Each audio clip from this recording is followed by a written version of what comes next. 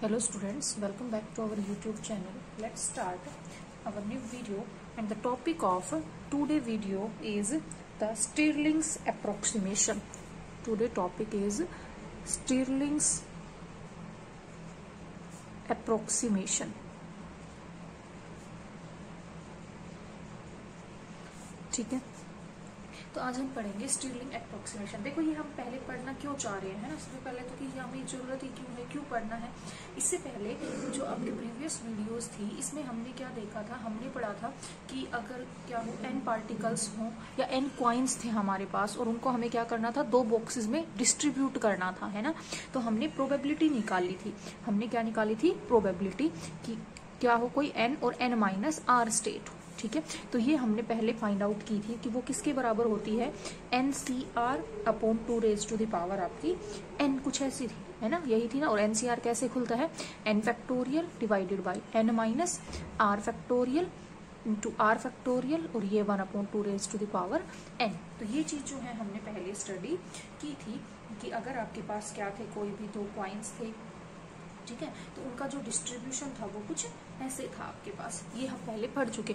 यहीं से हमने क्या निकाली थी, मोस्ट प्रोबेबल और आपकी क्या थी, लीस्ट प्रोबेबल डिस्ट्रीब्यूशन। हमने मोस्ट प्रोबेबल मैक्रोस्टेट निकाली थी, है ना, मोस्ट प्रोबेबल और लीस्ट प्रोबेबल, वो चीजें हमने की थी। तो हमारे पास ये थी प्रोबेबिलिटी, यही थी ना। अब हमें क्या करना था एक्चुअल में, तो हमारे पास ये थी प्रोबेबिलिटी, है ना। तो अब हमने क्या देखा कि यहाँ पे क्या है, एक टर्म आई n फैक्टोरियल। देखो अगर कोई ये n की वैल्यू क्या हो, स्मॉल हो, n की वैल्यू स्मॉल हो, मतलब n की वैल्यू 2, 3, 4, 5 इतनी हो तो हम इस n फैक्टोरियल को सोल्व कर सकते हैं। लेकिन अगर हमारे पास क्या हो, इस n फैक्टोरियल की वैल्यू लार्ज हो, क्या हो हमारे पास ये जो n फैक्टोरियल है इसकी वैल्यू क्या हो, लार्ज हो, तो हमें जो है इस n फैक्टोरियल को सोल्व करना टिपिकल हो। जैसे n की वैल्यू मान लो 50 हो गई, है ना, तो n फैक्टोरियल मतलब 50 का फैक्टोरियल। और n फैक्टोरियल कैसे खुलता है, n minus 1, n minus 2 up to so ऐसे खुलता है। तो इसका मतलब 50, फिर क्या करोगे 49, फिर 48, फिर 47, और कहाँ तक जाओगे 3, 2 इंटू 1 तक, ऐसे जाते हैं। तो इसका मतलब इतनी सारी मल्टीप्लिकेशन इन सबको सोल्व करना तो क्या हो गया, कॉम्प्लिकेटेड प्रोसेस हो गई। ठीक है, तो इसीलिए जब क्या हो हमारे पास कि जब हमारे पास n की वैल्यू क्या हो, बहुत ही ज्यादा लार्ज हो, n की वैल्यू क्या हो, लार्ज हो, तो n फैक्टोरियल को कैलकुलेट करना हमारे लिए क्या हो जाता है, टिपिकल हो जाता है। ठीक है, जब हमारे पास n की वैल्यू लार्ज है तो हमें n फैक्टोरियल को सोल्व करने में काफी सारी प्रॉब्लम्स आती है। तो इसी प्रॉब्लम को सोल्व करने के लिए क्या दिया गया, एक अप्रोक्सीमेशन दिया गया, जिसको हम स्टिरलिंग अप्रोक्सीमेशन या स्टिरलिंग फॉर्मूला भी बोल देते हैं। ठीक है, तो क्या है स्टिरलिंग अप्रोक्सीमेशन एक्चुअल में अगर हम बात करें तो स्टिरलिंग अप्रोक्सीमेशन है कि जब हमारे पास n की वैल्यू क्या हो जाती है, लार्ज हो जाती है ना।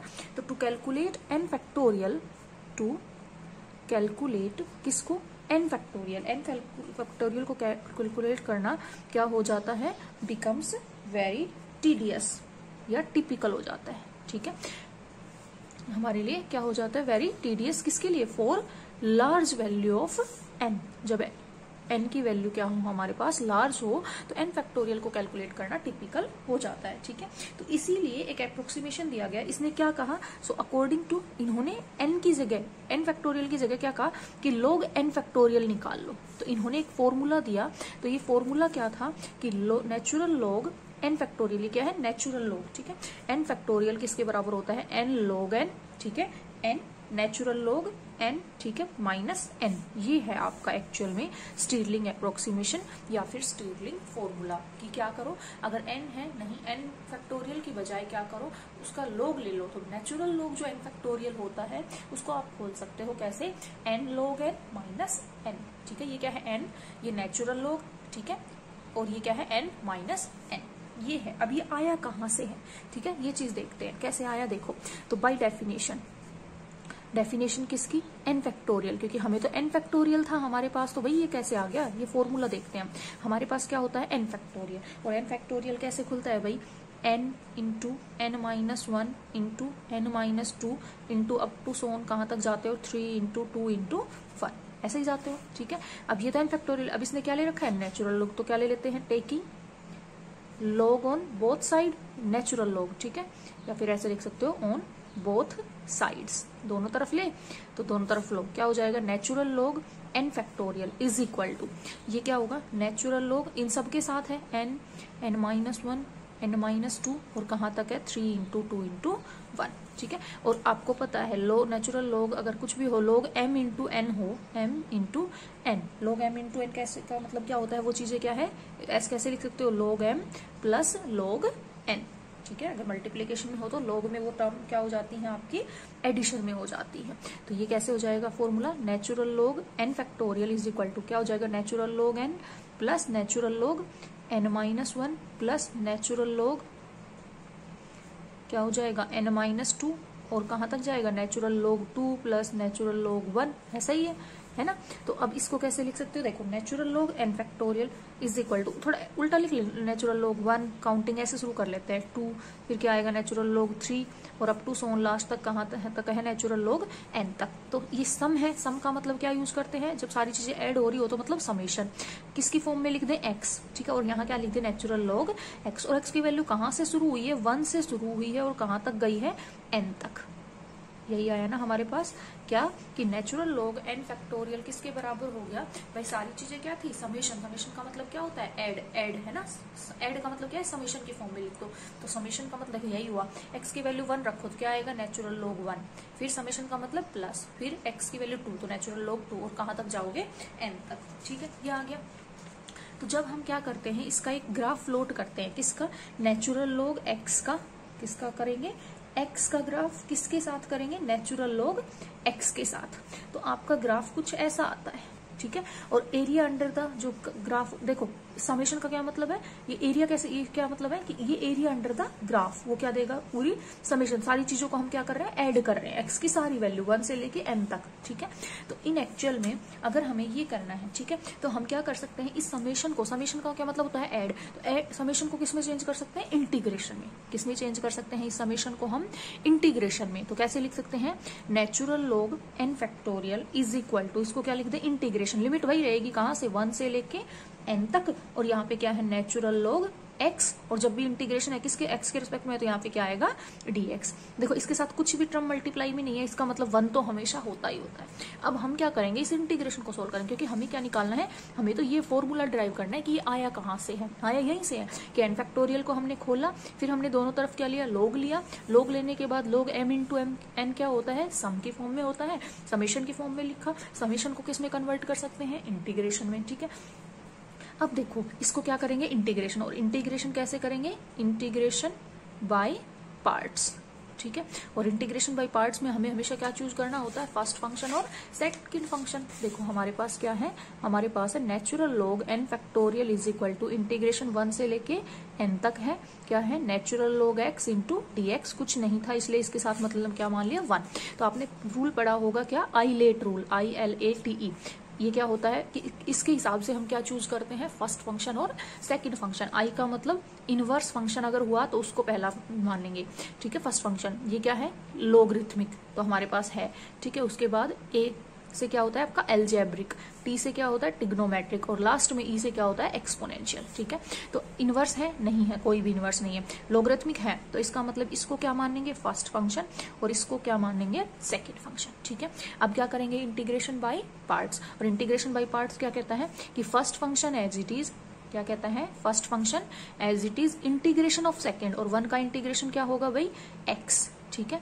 फिर इसकी लिमिट 1 से n, यही होता है first function as it is into integration of second, फिर क्या होता है माइनस इंटीग्रेशन का साइन, फिर डिफरेंशिएशन ऑफ फर्स्ट का डिफरेंशिएशन, नेचुरल log x का डिफरेंशिएशन क्या होता है 1/x, और इंटीग्रेशन ऑफ सेकंड 1 का इंटीग्रेशन फिर से x और dx। जस्ट हमने इंटीग्रेशन बाय पार्ट्स किया है, first function as it is, integration of second minus integration का sign, differentiation of first into integration of second. अब लिमिट लगा लो, नेचुरल log x ये क्या हो गया, अपर लिमिट n माइनस लोअर लिमिट क्या हो जाएगा 1, यही होगा,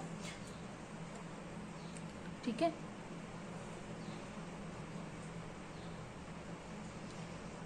अच्छा हाँ भाई सॉरी, है ना, ये लिमिट जो थी पूरे पे लगेगी, है ना, ये लिमिट किस पे, ये क्या होगा, ऐसे होगा आपका, कैसे लिखोगे, 1 मिनट, इसको थोड़ा हम ऐसे करेंगे, ये क्या है आपके पास, नेचुरल log x, ये था ना, क्या था नेचुरल log आपका x, और ये क्या था x, इसको आगे ऐसे लिख लेते हैं, और लिमिट 1 से n, यही है ना। फिर क्या है, ऐसे है माइनस ये 1 से n तक, 1/x, x कैंसिल, तो सिर्फ क्या बचेगा dx। अब लगाओ अपर लिमिट n log n हो जाएगा, माइनस लोअर लिमिट 1 और log 1 क्या होता है, माइनस क्या आएगा, देखो आपका log 1, और log 1 की अगर हम वैल्यू की बात करें तो log 1 की वैल्यू क्या हो जाती है 0, तो लिख लेते हैं यहाँ पे 1, फिर क्या होगा log of 1, ठीक है। फिर माइनस यहाँ पे इसका इंटीग्रेशन क्या हो जाएगा x, और लिमिट 1 से n, log 1, नेचुरल log 1 की वैल्यू क्या होती है 0, तो ये वैल्यू तो क्या हो गई 0, तो हमारे पास क्या आया n log n, ठीक है। फिर क्या हो गया माइनस यहाँ पे n, और ये माइनस माइनस क्या हो जाएगा +1, क्योंकि upper limit minus lower limit करेंगे, ठीक है।